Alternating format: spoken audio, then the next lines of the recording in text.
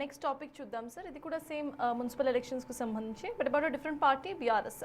కాంగ్రెస్ ప్రభుత్వంపై ప్రజా వ్యతిరేకత పీక్స్ లో ఉంది అంటూ కూడా ఇటు బీఆర్ఎస్ ప్రచారం చేసినప్పటికీ కూడా ఇటు బీఆర్ఎస్ 3వ స్థానానికి పడిపోయింది. ఎన్నిక ఏదైనా సరే తమదే గెలుపు అంటూ కూడా బీఆర్ఎస్ ప్రచారం చేసుకుంది. ప్రభుత్వ పెద్దలకు ప్రజలు చుక్కలు చూపిస్తారు, ఇలా సాగిపోయేది బీఆర్ఎస్ నేతల ప్రసంగాలు. అంతెందుకు మున్సిపల్స్ ఎన్నికల ప్రచారంలో కూడా ఇదే తీరు మనందరికీ కనిపించింది. కానీ తీరా ఫలితాలను చూస్తే ఆ స్థాయి ప్రభావం మాత్రం చూపించలేకపోయింది ఈ పార్టీ. 10 ఏళ్ల పాటు తెలంగాణను పాలించిన ఈ పార్టీ బీఆర్ఎస్కు ఈ పరిస్థితి అసలు ఎందుకు వచ్చింది అనే డిస్కషన్ ప్రజల్లో కూడా సీరియస్గానే నడుస్తోంది. ఎన్నికలను సీరియస్గా వాళ్ళు తీసుకోలేదా?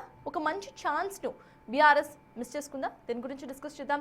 సార్, ఇటు ఖచ్చితంగా కూడా కాంగ్రెస్ ప్రభుత్వంపై ప్రజా వ్యతిరేకత ఎక్కువగా ఉంది అంటూ కూడా ప్రచారం చేశారు. సో ఇది ఈ ఎలక్షన్స్ గెలవటం వాళ్ళకు ఒక మేజర్ ఛాన్స్ అయినా కూడా ఇటు కార్పొరేషన్ ఎలక్షన్లో 3వ ప్లేస్లో ఉంది ప్రెసెంట్ బీఆర్ఎస్. సో ప్రెసెంట్ అంటే ఈ ఎలక్షన్లో పడిపోవడాన్ని మనం ఎలా చూడాలంటారు? ఫర్దర్గా కూడా వీళ్ళ యాక్షన్ ప్లాన్ ఎలా ఉంటుంది అనుకోవాలి? ఎందుకంటే ఇవాళ కవిత మాట్లాడుతూ కూడా ఆవిడ కూడా సేమ్ ఇదే స్టేట్మెంట్ని పాస్ చేశారు, భయానికి గురవుతున్నారు అని చెప్పి. So what you tell sir? అంటే కవిత కాంగ్రెస్పై యుద్ధం చేయకుండా బీఆర్ఎస్పై యుద్ధం చేస్తుంది. కానీ కవిత చెప్పిన దాన్ని మనం ప్రామాణికంగా తీసుకోలేం కదా. ఇప్పుడు 116 మున్సిపాలిటీల జరిగిన ఎన్నికలు వదిలేసి 6 కార్పొరేషన్ జరిగిన ఎన్నికలు తీసుకొని 3వ స్థానంలోకి బీఆర్ఎస్ పడిపోయింది అని మీరంటే నేను ఏం చెప్పాలి చెప్పండి. ఇప్పుడు 116 మున్సిపల్ ఎన్నికల కన్నా 6 కార్పొరేషన్ ఎన్నికలు ఎక్కువనా? 116 మున్సిపాలిటీ జరిగిన ఎన్నికల్లో బీఆర్ఎస్ సెకండ్ ప్లేస్ ఉంది కదా, థర్డ్ ప్లేస్కి ఎక్కడ పడిపోయింది? మీరు మున్సిపాలిటీలు కార్పొరేషన్లు కలిపి చూసినప్పుడు 122 ఎలక్షన్స్లో బీఆర్ఎస్ సెకండ్ పొజిషన్లో ఉంది కదా. ఇప్పుడు మనకు నచ్చకపోతే దాన్ని తీసుకెళ్ళి మనమే 3వ ప్లేస్కి పంపకూడదు. సో ప్రజలు పంపాలి, సెకండ్ ప్లేస్లో ఉంచాలా, థర్డ్ ప్లేస్లో ఉంచాలా, మొదటి ప్లేస్లో ఉంచాలా అనేది జర్నలిస్టుల పని కాదు, మీడియా పని కాదు, అది ప్రజల పని. అందువల్ల బీఆర్ఎస్ 3వ స్థానంలో పోలేదు, బీఆర్ఎస్ 2వ స్థానంలో ఉంది. పోనీ మరి 3వ స్థానంలో ఉందంటే ఏ పార్టీ 2వ స్థానంలో ఉంది మీరు చెప్పండి? 2వ స్థానంలో బీజేపీ ఉందా ఒక్క కార్పొరేషన్ గెలవడంతో? కరీంనగర్ లేదా ఆ మాటకైతే సిపిఐ కొత్తగూడెం గెలిచింది. మరి సిపిఐ బీఆర్ఎస్ కన్నా బెటర్ పర్ఫార్మ్ చేసిందని చెప్పగలమా? అందువల్ల let us make an honest comparison. So డెఫినెట్గా బీఆర్ఎస్ 3వ స్థానంలోకి పోలేదు, సెకండ్ ప్లేస్లో ఉంది. ఇక బీఆర్ఎస్ ఛాన్స్ వదులుకుందా, ఇంతకన్నా బెటర్ పర్ఫార్మ్ చేసేదా అంటే దానికి ఆన్సర్ లేదు. హౌ డు యూ కంపేర్ అనేది లెక్క కదా, ఎక్కడి నుంచి ఏ బెంచ్ మార్క్ నుంచి కంపేర్ చేస్తామని. లోక్సభ ఎన్నికల్లో బీఆర్ఎస్ థర్డ్ ప్లేస్కి పడిపోయింది, అది కూడా డిస్టెంట్ థర్డ్. మీకు కాంగ్రెస్ పార్టీకి 40% ఓటింగ్ 8 సీట్స్ వచ్చాయి, బీజేపీకి 35% ఓటింగ్ 8 సీట్స్ వచ్చాయి, బీఆర్ఎస్కు 17% 0 సీట్స్ వచ్చాయి. మరి ఆ లోక్సభ ఎన్నికలు లేటెస్ట్ బిగ్ ఎన్నికలు, స్టేట్ వైడ్ ఎన్నికలు అంటే. ఎందుకంటే సర్పంచ్ ఎన్నికలేమో పార్టీ ప్రాతిపదిక జరగలేదు, దాన్ని మనం రైట్ కంపారిజన్గా తీసుకోలేము. స్టేషన్ సికింద్రాబాద్ కంటోన్మెంటు అలాగే జూబ్లీ హిల్స్ ఏమో 2 అసెంబ్లీ సెగ్మెంట్ల ఎలక్షన్స్, దాన్ని మనం ప్రాతిపదికగా ఖచ్చితంగా తీసుకోలేము. స్టేట్ వైడ్ ఎలక్షన్స్ అంటే అసెంబ్లీ ఎన్నికలు, తర్వాత లోక్సభ ఎన్నికలు, ఇప్పుడు మీకు ఈ మున్సిపల్ ఎన్నికలు కొంతవరకు. ఎందుకంటే ఇది అర్బన్ తెలంగాణ మొత్తం కవర్ చేసింది, ఇది కూడా టోటల్ స్టేట్ అనలేం కానీ బట్ అర్బన్ తెలంగాణ మొత్తం కవర్ చేసింది కనుక. సో ఈ 3 ఎన్నికలు చూస్తే లోక్సభ ఎన్నికలతో పోలిస్తే బీఆర్ఎస్ చాలా ఇంప్రూవ్ అయినట్టు, అసెంబ్లీ ఎన్నికలతో పోలిస్తే తగ్గినట్లు. లోక్సభ ఎన్నికల్లో సెకండ్ ప్లేస్లో బీజేపీ ఉండే, థర్డ్ ప్లేస్లో బీఆర్ఎస్, అది కూడా సుదూర థర్డ్ ప్లేస్లో ఉండే. ఇప్పుడు బీఆర్ఎస్ సెకండ్ ప్లేస్కి ఎమర్జ్ అయింది కదా.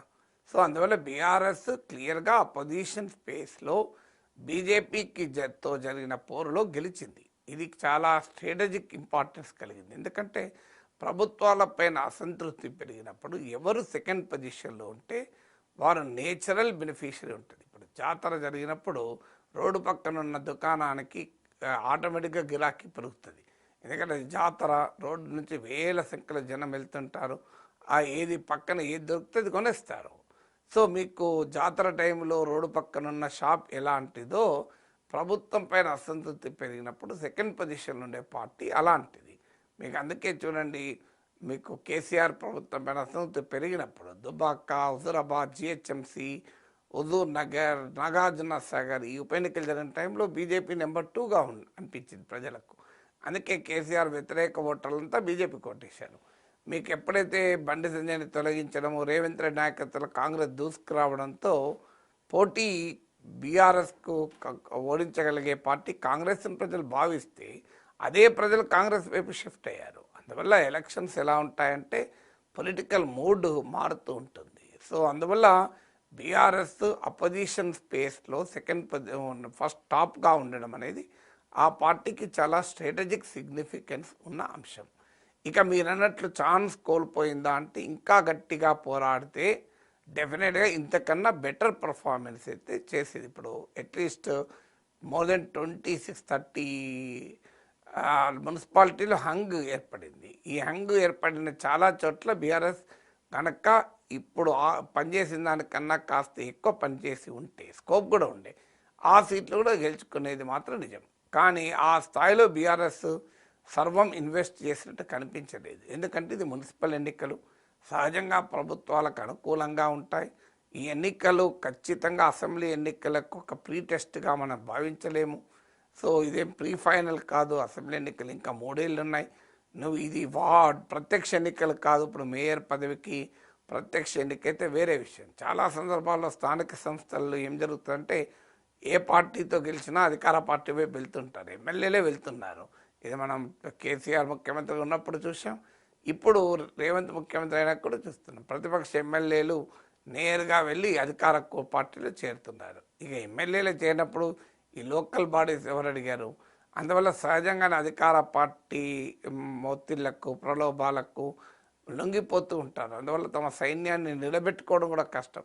అందుకనే సర్వశక్తులు వాళ్ళని గెలిపిస్తే వాడు ఉంటాడో లేదో కూడా తెలియదు. అందుకే నేను ఎలక్షన్ రిజల్ట్స్ ముందు కూడా చెప్పాను, బీఆర్ఎస్ ఒక పొలిటికల్ అవసరాలకు మేరకు మాత్రమే ఫైట్ చేసింది. కానీ తాను ఈ ఎలక్టోరల్ నెంబర్స్ కొరకు కాంగ్రెస్తో పోటీ పడాలన్న ఆలోచనతో పనిచేయలేదు. అంటే తమ పొలిటికల్ ఇన్ఫ్లుయెన్స్ చూపెట్టుకోవాలని ఆ మేరకు చూపెట్టుకుంది. బట్ డెఫినెట్గా ఇంకా ఎక్కువ కనుక కష్టపడి ఉంటే ఇంకెక్కువ సీట్లు వచ్చేది. కానీ అది ఆ డెలిబరేట్గానే తమ చాయిస్గానే they wanted to fight a political battle, not be all or end all అంటారు. అంటే భూమి ఆకాశాలను ఏకం చేసి చావో రేవో రీతిలో బీఆర్ఎస్ పోటీ పడలేదన్నది నిజం. సో దానికి కారణాలు ఏంటి అన్నప్పుడు ఈ స్థానిక ఎన్నికలు కావడమే, ఇంకా టైం ఉంది కదా అని. బట్ ఆ మేరకు బీఆర్ఎస్ విజయం సాధించినట్లే. అంటే ప్రధాన ప్రతిపక్షంగా నిలబడి కాంగ్రెస్ను సవాల్ చేయ పొజిషన్లో. అయితే కాంగ్రెస్ పార్టీతో పోలిస్తే మరి కాంగ్రెస్ పార్టీ అది మెజార్టీ సీట్లు గెలుచుకుంది కదా, అరౌండ్ 65% అంటున్నారు ఇప్పుడు. సో దాంతో పోలిస్తే బీఆర్ఎస్ పర్ఫార్మెన్స్ తక్కువ అంటే తక్కువ. అందువల్ల దీంతో నువ్వు కంపేర్ చేస్తావని కేటీఆర్ ఒక ఆసక్తిగా కంపేర్ చేసాం. 2020లో బీఆర్ఎస్ అధికారంలో ఉన్నప్పుడు మేము 95% మున్సిపాలిటీని గెలిచాం. ఇప్పుడు కాంగ్రెస్ 65 గెలిచింది కనుక కాంగ్రెస్ ఓటమిని తగ్గించే పని చేశారు. సో అందువల్ల హౌ డు వి ఇంటర్ప్రిట్ అనేది ఇక్కడ criteria. So with what do you compare అనేది క్రైటీరియా. ఇప్పుడు నీకు 70 మార్కులు వచ్చాయి, 90తో కంపేర్ చేస్తే తక్కువ, 50తో కంపేర్ చేస్తే ఎక్కువ. So what do you compare అనేది ఇంపార్టెంట్ కదా, you have to compare properly కదా. అందువల్ల బీఆర్ఎస్ కూడా అందుకే బీఆర్ఎస్ కూడా రీజనబ్లీ హ్యాపీ. ఇప్పుడు ఈ ఎన్నిక ప్రత్యేకత ఏంటంటే అందరూ హ్యాపీ. కాంగ్రెస్ హ్యాపీ, మెజార్టీ సీట్లు నిలబెట్టుకుంది. బీఆర్ఎస్ హ్యాపీ, ప్రధాన ప్రతిపక్షంగా నిలబడ్డది. బీజేపీ హ్యాపీ, రాష్ట్ర వ్యాప్తంగా తన ప్రజెన్స్ చూపెట్టుకోగలిగింది. అనేక మున్సిపాలిటీలు అట్లీస్ట్ ఒక్కరో ఇద్దరో గెలిచారు. కమ్యూనిస్టులు హ్యాపీ, కొత్తగూడెంలో బీఆర్ఎస్ను కాంగ్రెస్ను బీజేపీని అందరిని ఓడించి కమ్యూనిస్టులు గెలిచారు. కొత్తగూడెంలో సిపిఐ గెలిచింది. సో ఈ ఎన్నిక అందరినీ సంతోషపరిచినట్టుగా ఉంది.